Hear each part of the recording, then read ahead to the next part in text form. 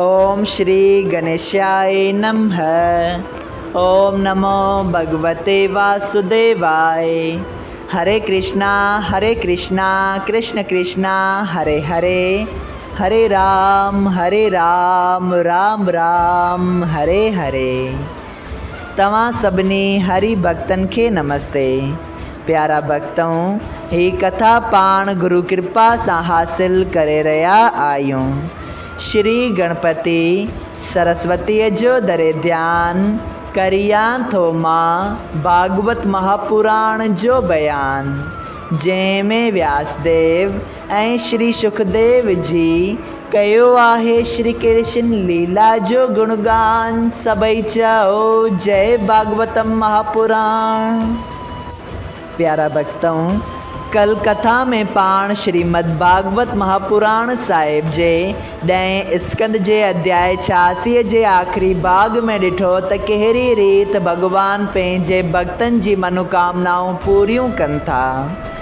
तंहिं बाद अध्याय 87 में श्री सुखदेव जी स्वामी खां राजा परीक्षित पुछियो त हुन पार ब्रह्म परमेश्वर जंहिंखे को बि सुञाणी नथो सघे, जंहिंजो न को आदि न को अंत न को रूप आहे, तंहिं पार ब्रह्म परमेश्वर अविनाशीअ खे कहिड़ी रीत स्तुति करणु घुरिजे ऐं वेदन उन्हनि जी स्तुति कहिड़ी रीत कई आहे।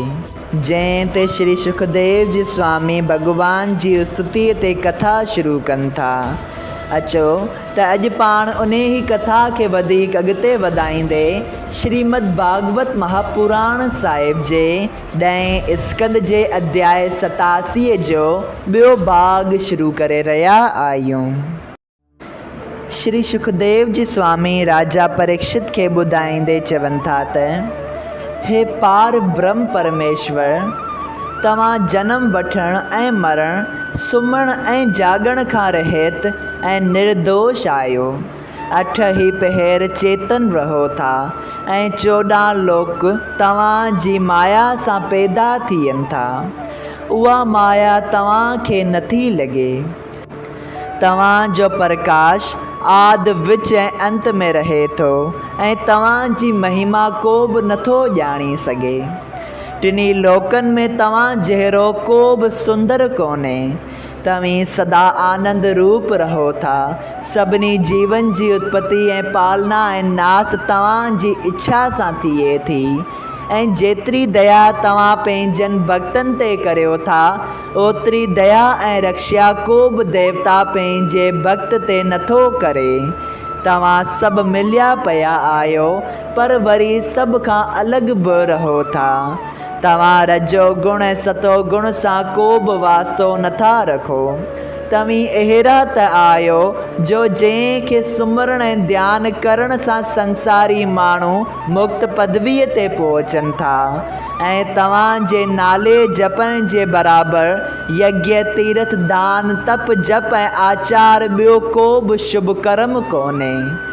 ब्रह्मा महादेव ऐं ॿिया सभु देवताऊं तव्हां जे कंवल रूपी चरणनि जे ध्यान में 8 ही पहर लीन रहनि था। तंहिं करे उन्हनि अहिड़ियूं पदवियूं पातियूं आहिनि। तव्हां जहिड़ो 14 लोकनि में को बि कोन्हे। तव्हां जी कृपा खां सवाइ को बि संसारी जीव माया ॼार खां छुटी न सघे। जेतोणीक वॾा वॾा जोगी ऐं रखेश्वर सभई इंद्रियूं पंहिंजे वस रखी तव्हां जो सुमरण ऐं ध्यानु सचे मन सां कनि था, तॾहिं बि तव्हां जी दया सां ई उन्हनि जी मुक्ति थिए थी। हे दीनानाथ, शिशुपाल, कंस, रावण ऐं हिरण्यकश्यप वग़ैरह ॿियनि घणनि ई जीवन जिन तव्हां सां दुश्मनी कई हुई, उहे बि पंहिंजे प्राण जे ख़ौफ़ खां तव्हां जे ध्यानु करण सां भवसागर पार लंघे विया ऐं घणे ई जीव तव्हां जी कथा कीर्तन ऐं ज्ञान चर्चा पाण में करे पंहिंजो जनम सुखियार्थो कनि था। पर उन्हनि मां वॾो भाग उन्हनि जो ॼाणणु घुरिजे जेके 8 ई पहर तव्हांजे चरण कमल जो ध्यानु रखी संसारी माया खां आज़ादु रहनि था। भक्ति करण खां सवाइ मुक्तिअ जी बि इच्छा नथा रखनि। सत्संग जहिड़ी ॿी का बि शइ चङी दुनिया में न आहे। साधन ऐं वैष्णव जी शेवा ऐं सत्संग प्रेम सां कनि था। उहे तव्हांजी माया जो को बि डपु न रखी सदा वेंकट में, जिते सूरज ऐं चंद्रमा जो बि प्रकाश न आहे, विमान ते चढ़ी हलिया वञनि था। हे वेंकटनाथ, जो माण्हू पंहिंजे अज्ञान सां तव्हांजो सुमरण ऐं ध्यानु छॾे ॿिए देवता खे पूॼे थो, सो आवागवन में फाथल रही मुक्तिअ जी पदवी नथो हासिल करे सघे।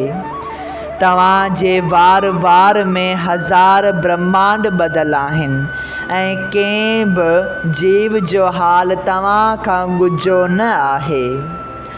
जीअं सोन मां ज़ेवरनि ठाहिण ते जुदा जुदा नाला पवनि था, पर सभई ज़ेवर ॻाराइण ते फ़क़ति सोन कोठिजे थो, तीअं तव्हांजो प्रकाश सभिनी जे बदन में रहे थो। तंहिं करे देवताउनि ॿियनि जे पूॼण में बि उहा पूॼा तव्हांखे पहुचे थी। तंहिं करे जेके ज्ञान जी नज़र सां जड़ ऐं चेतन तव्हांजो रूप हिकु जहिड़ो ॾिसी संसारी तृष्णाऊं छॾे ॾियनि था, तिन जो कल्याण थिए थो। हे दीनानाथ, ब्रह्मा बि तव्हांजी शक्ति ऐं ज्ञान खां सवाइ संसार रचण जी सुमर्थी नथो रखे। जगत जो सारो वहिंवार कूड़ो आहे ऐं फ़क़ति तव्हांजो नालो सचो आहे। जीअं बाहि जे ढेर मां चिणगूं उॾामण थियूं, तीअं अगन रूपी ढेर तव्हां आहियो। ॿियनि सभिनी जीवन खे चिणगनि वांगुरु सम्झणु घुरिजे। जीअं अगन जी चिणग दुखाइण सां घणी बाहि थी थिए, तीअं चिणग रूपी जीव तव्हांजी भक्ति करण सां तव्हां जहिड़ो थिए थो। हे वेंकटनाथ, जो माण्हू संसार में मनुष्य जन्म पाए इंद्रियनि जे वस रहे थो ऐं स्त्री ऐं औलाद जे प्रेम में वेरजी तव्हांजी भक्ति नथो करे, तंहिंखे अभागे ऐं मुर्दे वांगुरु सम्झणु घुरिजे। उहो माण्हू 84 लखनि जूणियुनि में जन्म पाए ॾाढा दुख थो ॾिसे, पर सभई जीव पंहिंजे पंहिंजे कर्मनि मूजिबि घणनि ई जूणियुनि में जन्म पाए दुख ऐं सुख भोॻीनि था।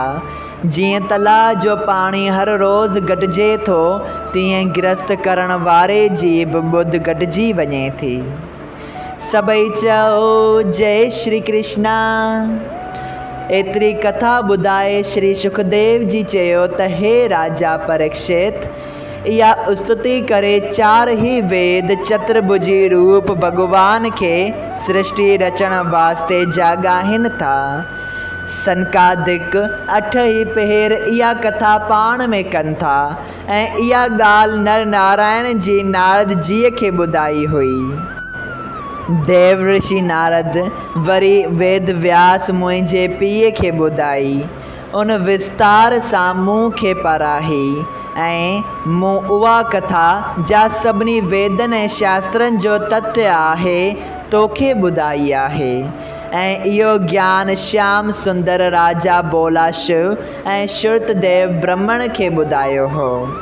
ही स्तुति जो मनुष्य ॾींहुं राति जो कंदो, उनखे ईश्वर भवसागर खां पार उकारे छॾींदो। सभई चओ जय श्री कृष्णा।